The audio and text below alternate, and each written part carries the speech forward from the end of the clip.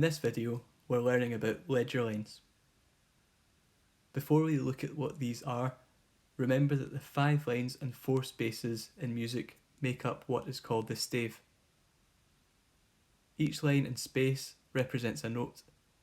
However, it is possible to write and play notes which are higher or lower than the ones in the stave. This is where ledger lines come in. You can think of ledger lines as being like extensions of the stave, giving us extra lines and spaces in which to write higher or lower notes. But how do we know which notes these lines and spaces represent?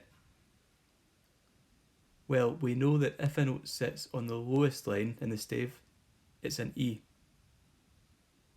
So all we have to do for these notes below the stave is to work backwards through the letter names as we get further below the stave.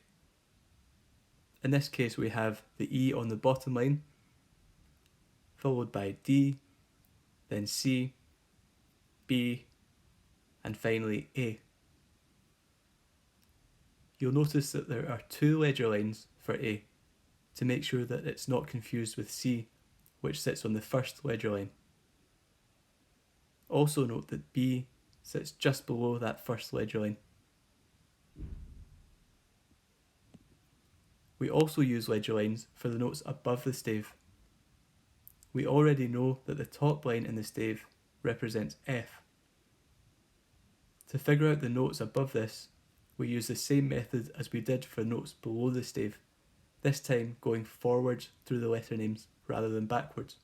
This means that the notes written here are F on that top line, and then G, then remember we go back to A, B, and finally C, which has 2 ledger lines.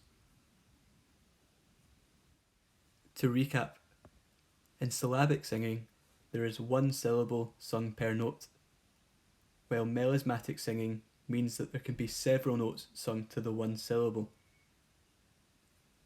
Now test your knowledge by completing the task below, using your thinking skills and musical literacy skills to determine whether the songs that you see and hear are sung in a syllabic or in a melismatic way.